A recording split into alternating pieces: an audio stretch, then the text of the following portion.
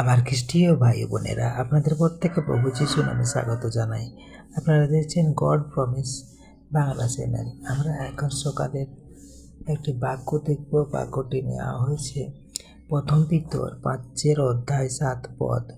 তোমাদের সমস্ত দুশ্চিন্তা তাঁহারই উপরে ফেলিয়া দাও, কারণ তিনি তোমাদের জন্য চিন্তা করেন।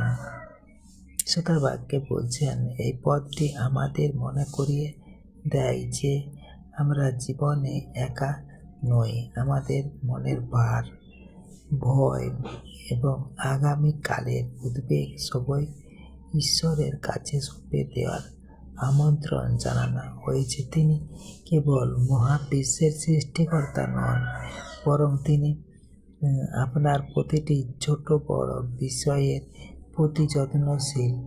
যখন আমরা তার ওপর নির্ভর করি, তখন আমাদের হৃদয় এক স্বর্গীয় শান্তি পায়। ঈশ্বর তার আপনার বাক্যে প্রত্যেক আশীর্বাদ করুক। আমেন। জয় ঈশ্বর। হালেলুয়া। আসুন আমরা প্রার্থনায় নিরত হই।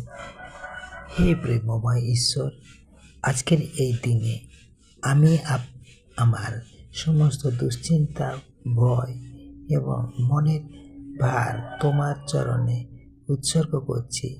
তুমি প্রতিজ্ঞা করেছ যে তুমি আমার জন্য চিন্তা করো, তাই আমি বিশ্বাস করি যে আমার জীবনের প্রতিটি পরিস্থিতি তোমার নিয়ন্ত্রণে আছে। আমার অস্থির মনকে তোমার শান্তি দিয়ে ভরে দাও এবং আমাকে তোমার পথে চলতে শক্তি দাও। যিশুর নামে আমেন, আমেন, আমেন।